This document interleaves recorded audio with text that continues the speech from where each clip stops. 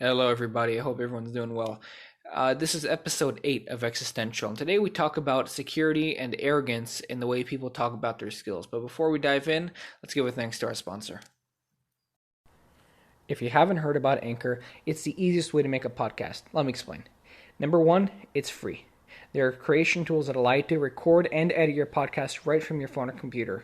Anchor will also distribute your podcast for you so it can be heard on Spotify, Apple Podcasts, and many more platforms.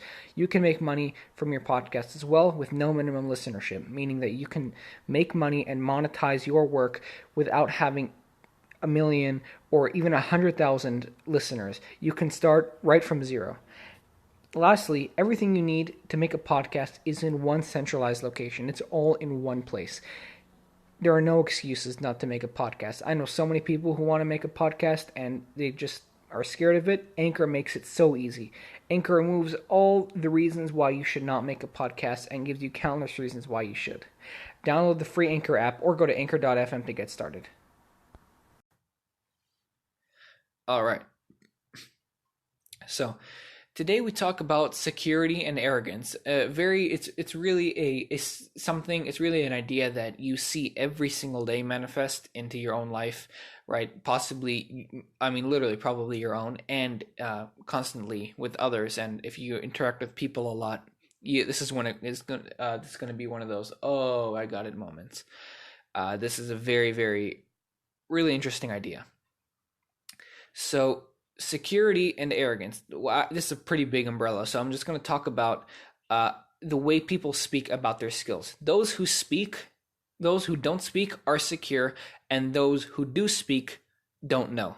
They aren't. They're insecure, right? And unfortunately, because people are naturally great performers, people have a liking to talk. People understand, oh, if he talks a lot, he knows exactly what he's talking about. And if he doesn't know what he's talking about, he doesn't talk, right? That's because humans are such good performers. Our species buys our own performance. We buy our own bravado. We buy our own facade, right? It's all of these. It's literally the opposite of the reality. The reality is people who are secure don't talk about it, but people who don't know tend to speak about it, right? And I'm not talking about like if someone asks you a question, hey, is it sunny out? And you don't know the answer, and then you start talking rambling on about the sun for 3 hours. Absolutely not. This is not in a practical sense, right? This is not even if someone asks you a question about life, right? It's not even in that way. If someone asks you a question, you have full right to respond because they've obviously elected you and believe you are an authority in that subject for whatever reason, right? So in that way, you're right. In the context where it's asked of you to speak, that's the only time where you should be kind of open about talking a lot, right? But in any other scenario, right? People who don't know, this goes back to compensation, right? People and arrogance, right? Arrogant people need to compensate, right? This really stretches the umbrella out. Arrogant people compensate for a lack of confidence. Very cliche idea, but it's true nonetheless. Arrogant people compensate for their insecurities by doing many things, right? I compensate for, I think I don't look good, so I start wearing super, super nice clothes, right? I think I'm getting, midlife crisis. I think I'm getting old, so I'm going to change my hair color. I'm going to start dressing differently. I'm going to start, right? It's whatever, there needs to be compensation. If there's a lacking, people fill the hole with people fill insecurities with securities, right? That's what people are, things that make them feel secure, elements of their reality that make them feel secure. So in other words, if it's socially acceptable that black hair means you're young and gray hair means you're old, and you think you're old, you will dye your hair black, right? Because that's kind of that'll fill in that kind of security, right? So that is arrogance, right? Arrogance is solidifying a gaping hole in your confidence. And those who do speak, right? So what does it mean? How does that idea of people compensating translate into how people understand arrogance and what they're talking about, right? People who talk a lot are compensating for not knowing. Now, I do not want this to come off as though I'm saying that in no way should you ever talk about right? I mean, there is a reason you're studying this, right? And what is information if it's not being spread?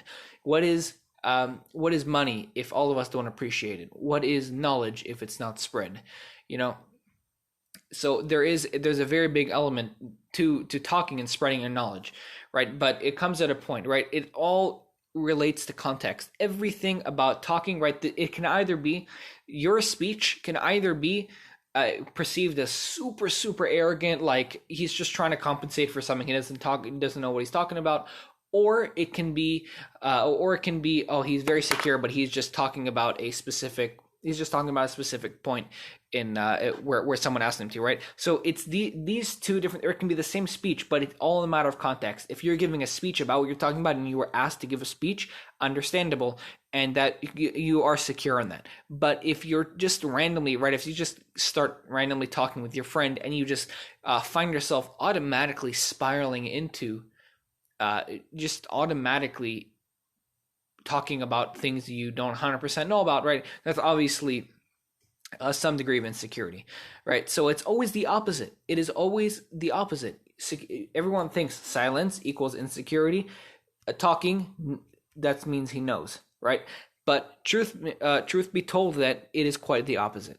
Now, do you see? Here's a little bit of a proof, right? Here's a little bit of an extreme, right? I'm just using some argumentative exaggeration here, right? But you can see from this question, do you see people constantly screaming about their hair color or the way they breathe? Absolutely not. Because there's understood security. If let's say you walk great. You've been walking for however long you've been walking. Are you constantly, right? It's one of your insecurities that you kind of spiral into every single time you have a conversation. Is it always, I can't, well, oh my God, look at my walking. My walking is amazing. My walking is this. My walking is that, right? Great attributes about your walking. Absolutely not. It is, in fact, I mean, it's pretty evident that you know how to walk and there's no need to compensate for that.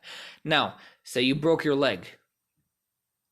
Now you have your crutches, you're healing, you just got back in your normal shoes, and now you're walking, right?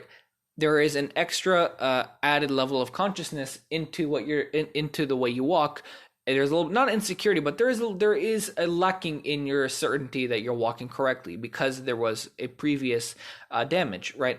So you can clearly see that people who are constantly screaming, people don't constantly scream about their hair color. I'm not going around screaming, my hair is brown, my hair is black, my hair is blonde, my hair is this. You don't see anybody doing that because they know 100% with full certainty. There's understood security. There is understood security that their hair is that color. Now, you look to a different part of the spectrum, and you see the problems people struggle with, and we'll explore this a little later. But you see the problems people are dealing with, and you can completely understand what, people kind of, unless there is a guided context in a conversation with other people, and I'm talking about social interaction. If there's a guided topic, right? If you're in a group, and it always reminds me of this game, right? That you pick a card and you just kind of talk about, you have a certain amount of seconds to talk about that specific topic, and that's kind of where it reminds me of. When there is a specific guided topic in the conversation, let's say it's the weather. You have 3 people talk about the weather now, right? They all start talking about the weather. But once there is abstract conversation, everyone lets their guard down, there is an undeniable element of not just letting your guard down. You do let your guard down. That's something for sure. You do let your guard down. You start trusting the circumstance, and then once you start trusting, the amount that you're censoring that and you're adulterating your speech, in other words, the barrier between the mind and the mouth is less, and you're just kind of talking and releasing what's inside. Right? There's less of a filter, or the filter is less fine. So, in a way, when people have the opportunity to talk about abstracting their problems, they always end up talking about abstracting their problems. So that's just, people are constantly doing that, and we'll see in the bottom a little later how people they try to hide their insecurities, but they just end up screaming about them. But before we continue, I want to give another brief thanks to our sponsor. All right, so we're back. And I want to talk about a spectrum. I want to talk about a little bit of a couple graphs here. Now, in this first graph, it is not a linear graph or a circular depiction as I've detailed in the past few episodes, but this one is a normal graph, like a stock chart, if you will. Now, this first graph, title actual skill, and there is on the bottom is 0 and at the top is 100. Now, this graph, the line begins at 0 and progresses up the y until 100% in a diagonal fashion, just direct diagonal. Now, take the same template of a graph and title it talking. Put one line at 100 and diagonal it to 0. Now, this is my perception of how people understand their skill. When they talk 100% of the time, their skill is 0. But when their skill is at 100%, their talking is 0. Meaning to say that when one is talking constantly, when one is every single time they have an opportunity, what I'm talking about the only words that come out of their mouth are about that topic, right? I'm the best soccer player. I'm the best soccer player. I'm the best soccer player when I've never played soccer, right? That's kind of talking. I'm exaggerating. Nonetheless, talking at 100% means that I have no skill in soccer. Skill, when it's at 100%, I talk very little. And humans aren't robotic, so I take back using the term 0. But talking at 100 is very, very little skill, very minute and diminutive skill. Skills at 100% make people talk less. I mean, it's just a natural fact. The higher the security, the lower the need to talk about it. You know, when people here's another really interesting depiction about this balance. And this balance, by the way, is quite widespread. You don't really realize it, but it is really, really widespread.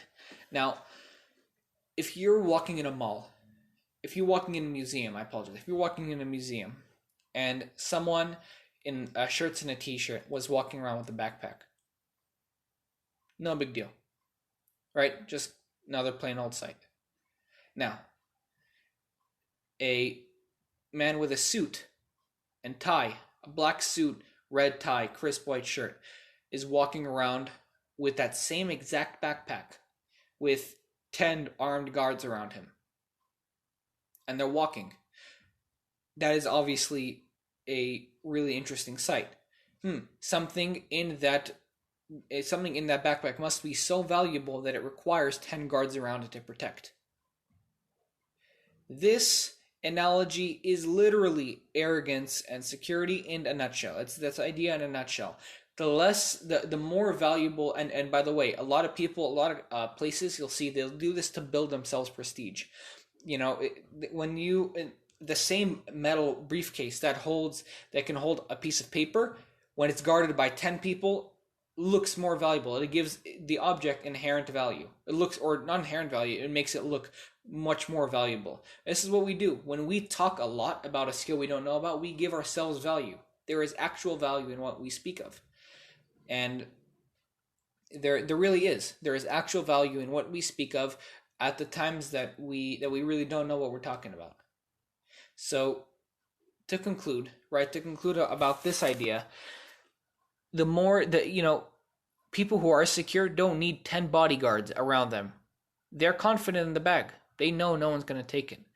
But it's only when they need attention to the bag, it's only when they need to show that they have the backpack, that they bring 10 bodyguards around to attract a scene.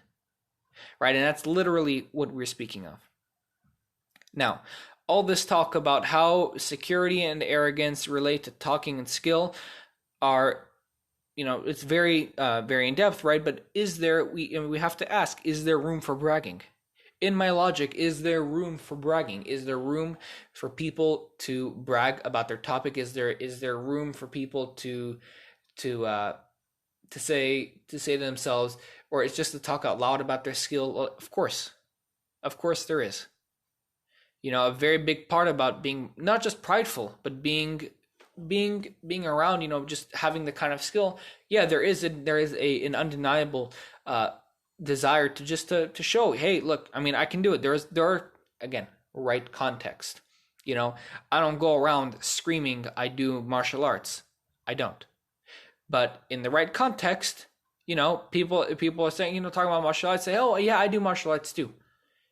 And then all of a sudden everyone's like, oh wow, how cool, how cool, how cool. Right? There is times for everything. So there is a time for bragging. There is a time to act as though you are arrogant, right?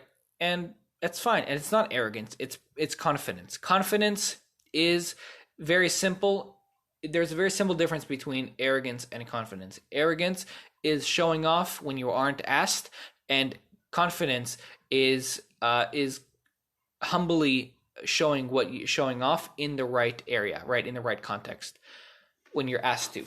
That is a literal symptom that has took me a few years to figure out,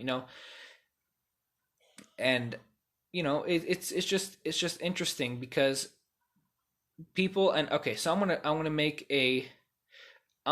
bring a quote, right, from Sun Tzu's Art of War. I will read to you a quote directly from a direct quote. Open quote. Appear strong when you're weak, and appear weak when you're strong. End quote. Sun Tzu, Art of War. So it is this kind of works. Being secure and arrogant, right? Putting this performance up can serve as 100% a good thing, right? Again, even this idea in and of itself, right? If you bubbled this entire concept, there is room for it in many places. For example, war, right? He's referring to when you're in war and your army is weak. When your army is weak, you act strong. But when you're strong, you act weak, right? He talks a lot about deception and tactical deception in context of wars and whatnot. But appear weak when you're strong. Appear weak. So when you're talking, you're at 0. Skill is 100. So you're strong 100 and you're weak 0. So appear weak when you're strong. So you don't talk when you're powerful, and strong when you're weak. And talk 100% and your skill is actually 0. Right? So this idea perfectly fits into his idea, and almost, I mean, it really fits in. It fits in perfectly, and it goes to show that there are times, right? I'm literally this is a great way to phrase this idea, and there are times for this. There are times for this idea to play in well. For instance, war, right? I can't think of any off the top of my head, unfortunately, but this would be a great example of where it is, right? So it's highs when you're lows and low when you're high. It's all based on deception. This entire idea is all deception. People are masters of deception. People are masters of putting their walls up, of a facade, of bravado, of fakeness, of apocryphal presentations. People are masters of this. People think they hide their insecurities. Here's an interesting point. People think they hide their insecurities. However, they are most probably screaming them. They're wearing their insecurities like a crown. People are constantly when you ask someone, what are your insecurities? That's a question that takes about a minute, a solid 30 seconds to answer, right? I'll think a little bit. It's a very deep question, right? But you don't have to think that hard if you're just listening to yourself, right? When you go off on a random tangent, you're usually talking about something you don't feel great about, or just, at least with me sometimes, that's the way it is. I can't say that indefinitely, but with me sometimes, if I'm going off on a tangent, right, it always ends up about either the way I look, or about my financial status, or about my finances. All these elements that I don't feel 100% secure about, I always found myself in a conversation with.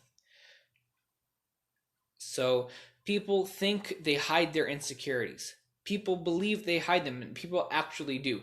People believe they're always putting their best foot forward. People think they're always presenting themselves, Colgate smile and everything. But the reality is, there is a lot that you can really see. I mean, people believe that people don't sense things. People sense energies. They can see right through you. It's a very, very open thing. they try to hide their insecurities. It is almost comedic, and sometimes it's hilarious watching watching people attempt to hide their insecurities, but they just end up talking about them or showing them, right? A lot of times, like in writing, they say don't say it, show it, right? By using the senses, right? If people always if only people use, it's kind of fun to think about it, because if only people used the skills they do for attention, right, or for the attention for the arrogance bit of what I'm talking about, they and they use that in writing, their writing would be amazing, because sometimes it's not just talking. Sometimes it's not. Sometimes it's doing something. Sometimes it's showing off in public a lot, right? It's. I mean, there's a series of different things that people do, right, in public. They show it a lot of times. They don't say it. They show it. Talking is conversation. Showing is showmanship. So they are quite obvious, those insecurities, and people wear them proudly like a crown, right? And they try to brand them as normal securities, or you can literally see them. They're It's like a kick me sign. It's no joke, like a kick me sign. And I don't want to get a little bit too informal here, but it's like walking around and seeing a kick me sign on someone's back. It is there. It is literally like, oh, is he secure about his? And by the way, humans don't work psychology thing. I'm not a psychologist. I'm not a physician. I don't know. All I do know is that people don't work with 100% math. People do not work 100% math. If we did, we would the entire nation the entire all we would need is one cure for everybody. There would be one blood type. There would be one. People are different. Everybody is different. Now, some people, right? So in other words, you can't make a 100% conclusive statement. There's no one cure for all, one statement for all, one widely applicable idea for all. It is simply a he works super super hard on his appearance because he doesn't believe he looks good. He talks all the time about the way he deals with family and relationships. He must not have them very strong. He acts a certain way because there's a fallacy in the way he believes he's conducting what he's talking about, right? It's all these elements that are clearly obvious, right? And it doesn't end. Again, they're right in front of you every single day. Every single day. Every day people come to you and they're talking about a lot, but they know a little. So it's pretty clear. Here's a different idea that kind of supports my claim. When companies need advertisement for a product, they need to show it. When people talk a lot about things they don't know about, they often advertise themselves, right? I understand the information 100%. So I'm just going to talk and they kind of put on a show, right? They need an advertisement to showcase their knowledge. They do whatever they do. The reason they talk with such animation and entertainment is because the animation isn't 100% natural. The animation is rooted in the need to convince you. They convince everybody. When I'm talking, for instance, if I don't know what I'm talking about, anybody doesn't know what they're talking about, they're in a conversation where they need to present themselves as if they know, right? They're going to use a lot of elements, any element they know, just to put on the performance for you to believe, right? There's one goal: convince you that I know what I'm talking about. Convince you I understand neuroscience. That is the goal at hand. So that's why they're constantly animated. Going back a little bit to the performance, it is a very very intense showcase, really. And talking is showmanship. There is really not much to say. Talking is a lot of showmanship, and unfortunately, right?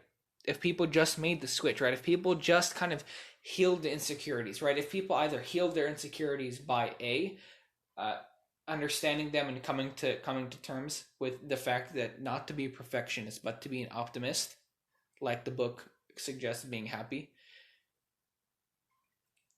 uh, or B, if people just began to work on it in a way where they're genuinely working on it for themselves and not for showmanship, right? There's a lot that people do for validation.